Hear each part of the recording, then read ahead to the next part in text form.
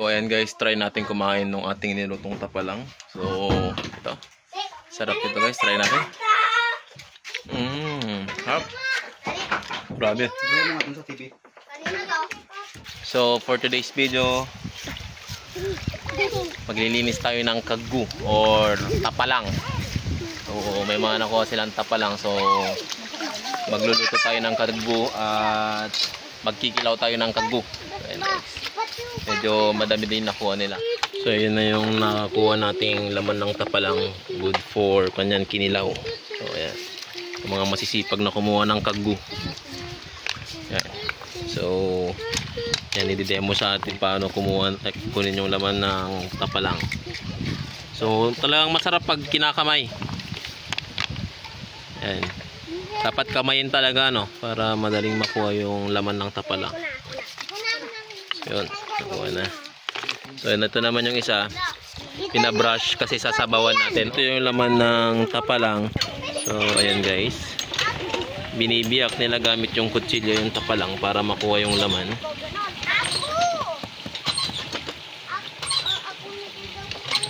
So ayan guys,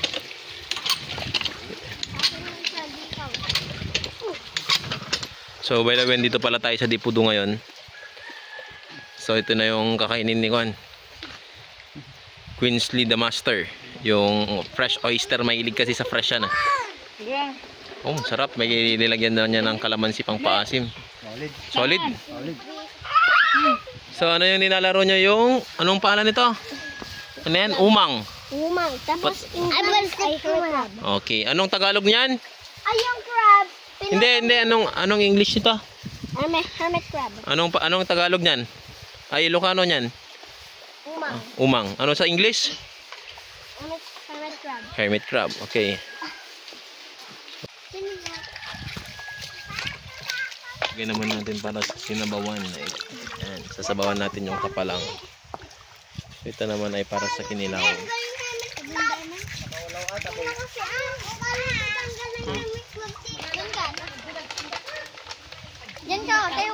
So inuhugasan na lang yung pang sinabawan na tapalang. Ayan guys, medyo maliliit tong mga to, pero good siya.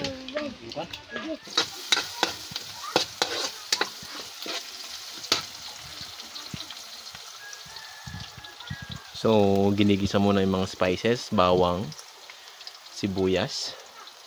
Wala tayong luya kaya hindi na tayo naglagay ng luya.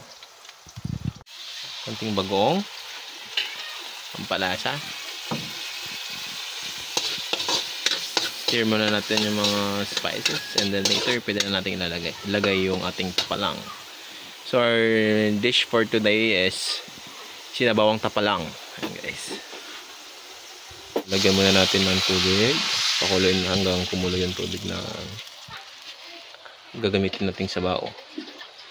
So ayan, pakulo muna natin. Lulutuin natin na tapalang. Sarap yan guys, fresh cut yan.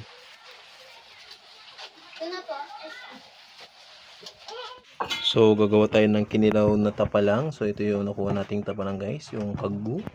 So syempre yung kalamansi, and later lalagyan natin ng mga spices yan, sibuyas. Grabe guys, at meron tayong dalang wasabi. So all goods tayo ngayon guys. Ito yung mga namiss kong mga pagkain. Grabe guys, sarap nito. Kinilaw na tapalang with wasabi. Wala! Sarap. So kumukulo na yung sabaw natin. So ilalagay na natin yung tapalang guys. Grabe yung aroma, bango. Yan, isa-isa nating ilagay.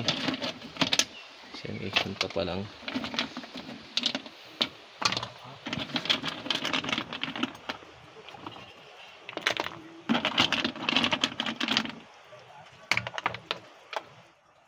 So yan guys.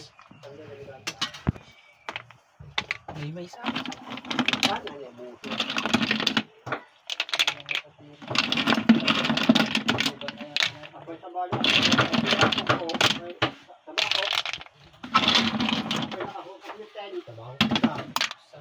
Ayan guys, papakuluan natin yan, dadagdagan natin ng konting sabaw.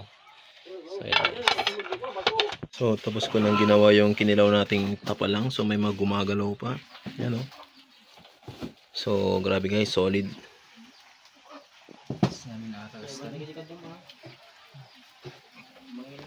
Pataste natin kay Master Bibik. Master Bibik, anong lasa Master Bibik? Yan. Yan. Solid. Pwede.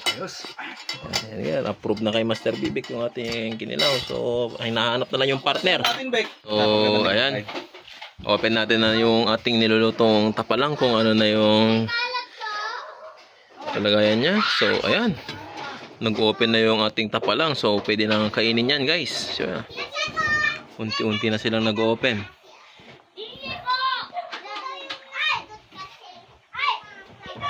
So, yan yung sinasabing pinainit ka lang, bumuka ka na. Yan, guys. Joke lang. Yan, guys. So, unti-unti na silang bumubuka.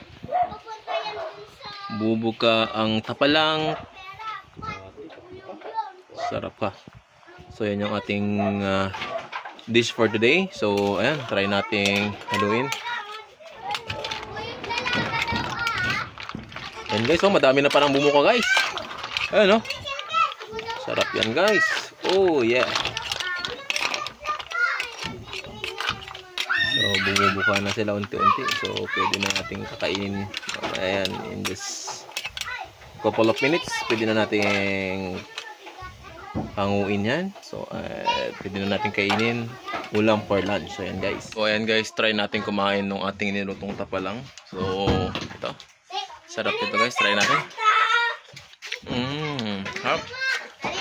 Grabe. So, another one. Try natin kumain ulit. Grabe. Ito. Sarap, guys. So, ayan. Tapalang yung ating ulam ngayon. So, let's go. Sarap ng ating ulam. Tapalang.